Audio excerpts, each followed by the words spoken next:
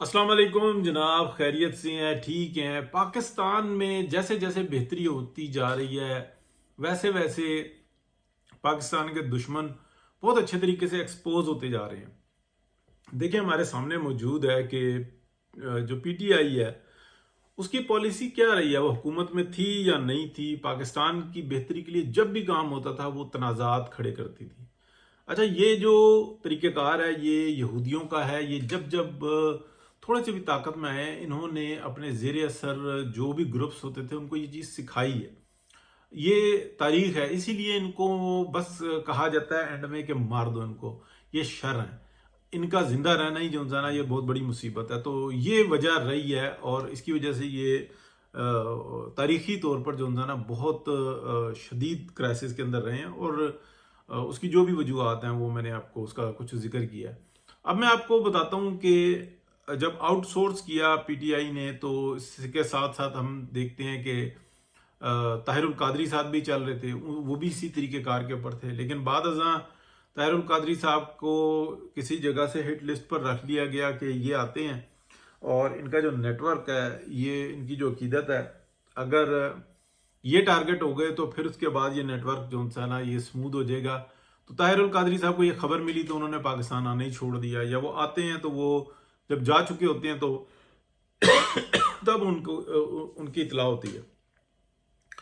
अच्छा, आगे क्या होता है देखें। ये मामला जो है ना चलता चलता टीएलपी की तरफ आता है। टीएलपी एक ऐसी फोर्स बनाई गई जो एंटी आप कह लें कि पीएमएलएन का जो वोटर था वो पीएमएलएन के अंदर से कैसे निकाला जा सकता था। ये आप कह लें कि फैज नेटवर्क का काम था। और ये शुरू हुआ था जब मियां नवाज शरीफ को कलअदम करार दिया गया, उनको वज़ारत अज़्मा से हटाया गया और बेगम कुलसूम नवाज उनसे थी वो खड़ी हुई थी इलेक्शन में, तो उनके मुद्दे मुकाबले उनको खड़ा किया गया और उसके बाद उनको पूरे मीडिया के में जो है इनको हाईलाइट किया गया। बहरहाल ये एक ताकत बन गई। अब इनके जो रुझानात हैं, जिस तरीके का उनको मवाद दिया गया तहरीक लब्बैक को, तो ये वो चीज़ है कि जो आप कह लें कि लफ्ज़ों का खेल है, इस पे बहुत बड़ा जो है ना शऊर वो वहाँ पे आके फेल हो जाता है और फिर वो लाशऊर में चला जाता है। तो इसी चीज़ को कहते हैं आवाज़ का जादू। और तारीख जो उनसी होती है ना वो माजी हाल मुस्तकबिल ये सब एक हो जाता है जब आवाज़ के अंदर जाता है। तो इसलिए ये एक आप कह लेंगे बड़ा इसके अंदर सेंटिमेंट पाया जाता है। इसके एक्सपर्ट्स भी जो है ना वो यहूदी हैं। ये नारे वो बना कर देते हैं और इस्लाम के इंसानियत के बदतरीन दुश्मन पाए जाते हैं दुनिया के अंदर। अच्छा, वो नारे इनको बना के दिए गए हैं। अब ये एक्सप्लॉइट करके लोगों को कहाँ लेके जाते हैं, यानी कि एक मसला जो 2 साल पहले शुरू होता है अचानक से जनाब टीएलपी को ये आउटसोर्स किया जाता है कि पाकिस्तान ने बहुत अच्छा काम कर लिया। अब इन्वेस्टमेंट पाकिस्तान की तरफ आ रही है, डेलीगेशंस आ रहे हैं। सऊदीया के जो बिजनेसमैन हैं उन वो राग़िब होना शुरू हुए हैं, यानी कि मिडल ईस्ट के लोग राग़िब होना शुरू हुए हैं, लिहाजा पाकिस्तान में फसाद इकट्ठा करो। और अचानक से टीएलपी मैदान में आ जाती है। फिर उसको देखा यह जाता है कि पाकिस्तान के अंदर इस वक्त जो हुकूमत है वो आप कह लें पार्लियामेंट तो इतनी अच्छे वर्क नहीं कर रही, या उसको करने नहीं दिया जा रहा, क्योंकि इसके अंदर भी मकासद हैं, बुरे मकासद हैं जिसका बुरा ही हाल होगा। लेकिन बहरहाल एक सोच जो उनसे है ना वो पॉजिटिव है। लेकिन अब उसको हम अगर हम देखें वो अपने तौर पे क्या सोचते हैं, वो ये समझते हैं कि पाकिस्तान के अंदर अगर ये टोले चलते रहेंगे और ताकत में रहेंगे तो फिर मामला जो उनसे है ना ये ख़राब से ख़राब तर होते रहेंगे और ये संभलेंगे नहीं। यानी कि टीएलपी का क्या मुतालबा था कि हम निकल गए हैं, अब हमसे आके मुज़ाकरात करो, बात करो, हमने जितने कत्ल कर दिए हैं, जितनी अमलाक को नुकसान पहुंचाया सब माफ़ करो, हमारे जो लूटा हुआ माल है पब्लिक का वो हमें वापस करो, प्लस हमें जो है ना वो मुआवजे दो, यानी कि पैसा। और हम जो है ना फिर वापस जाते हैं, फिर ये मौखर कर देंगे और फिर एक नया अल्टीमेटम दे देंगे और ये इसी तरीके से यानी कि कैंसर के तौर पर जिएंगे इस मुआशरे के अंदर। और नाम क्या लेंगे? तहरीक लब्बैक या रसूल अल्लाह। अब तहरीक लब्बैक पाकिस्तान बनाई हुई है और जो ये मामला हुआ है ये आप देख लेंगे एक्सप्लॉइट कहाँ से करते हैं और मकासद क्या है, पैसे का असूल और मुआशरे के अंदर जिन्होंने इंतशार पैदा करना। تقسیم کرنا، اور جو بیچارے بچے جو معصوم ہیں ان کو ورغلا کے اور ان کو اپنے ایندھن کے طور پہ استعمال کرنا. اب یہ چیز جو سی ہے نا یہ پکڑی گئی.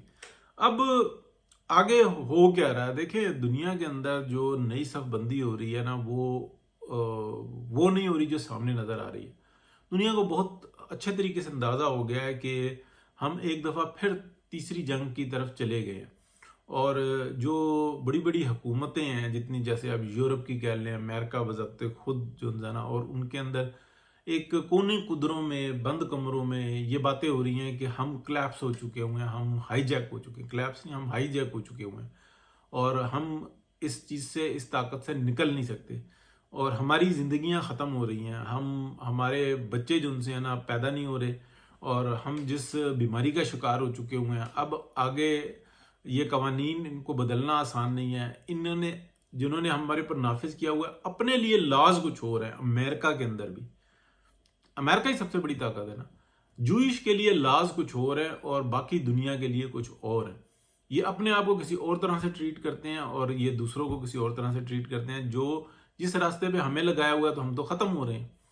اچھا، یہ بات جو تھی نا یورپ میں، امریکہ میں اب کھلتی جا رہی ہے. عام پبلک میں نہیں آئی، لیکن اوپر کے لیول کے اوپر سب ڈسکس کر رہے ہیں. تو یہ چیز جو ان سی ہے نا، اب دنیا کو میں رہنا ہے پاکستان نے، وہ چیز دیکھ رہے ہیں. تو پھر پاکستان کو بھی وہی دیکھ رہے ہیں کہ یہ جو انڈیا ہے اس نے ہمارے ساتھ کیا واردات کی ہے.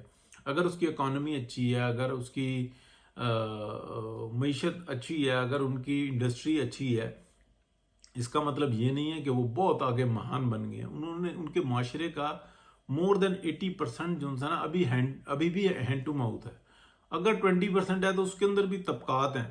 یعنی کہ وہ جو 80% ہے وہ تو بیچارے جانوروں کی سی زندگی گزار رہے ہیں، اور جو 20% ہے اس کے اندر بھی طبقات ہیں. تو یہ ہے کس جگہ پہ؟ اگر اکانومی بہت بڑی کر لی ہے تو اس کے میننگز کیا ہیں؟ تو یہ بڑا جو ہے نا ایک سوالیہ نشان ہے پوری دنیا کے لیے.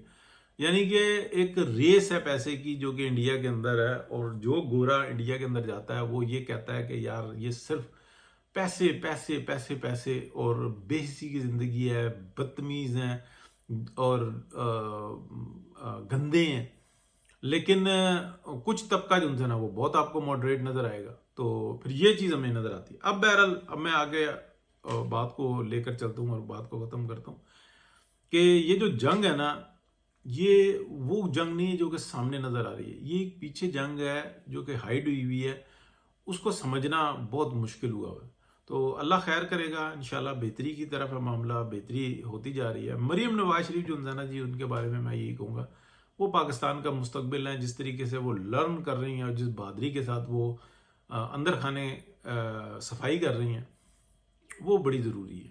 تو شہباز شریف صاحب بھی جناب انٹرنیشنلی اگر آپ دیکھیں تو ٹرمپ صاحب نے ان کو ٹاور بنا کے آگے کیا. اور پھر بڑی امپورٹنٹ بات یہ ہے، ٹھیک ہے پالش لگی، جو بھی ہوا جو مرضی کہہ لو، لیکن یہ بات ضرور ہے کہ ٹرمپ خود پریشان تھا اور اس نے کہا کہ اتنے اچھے الفاظ تو بات کو یہیں پہ ختم کر دو. یہ ایک بزنس مین کی نشانی ہوتی ہے کہ اگر اس کو چھکے پہ چڑھا دیا جائے اور وہ میکسیمم اچیو کر لے تو وہ اس سے بات آگے چلنے نہیں دیتا.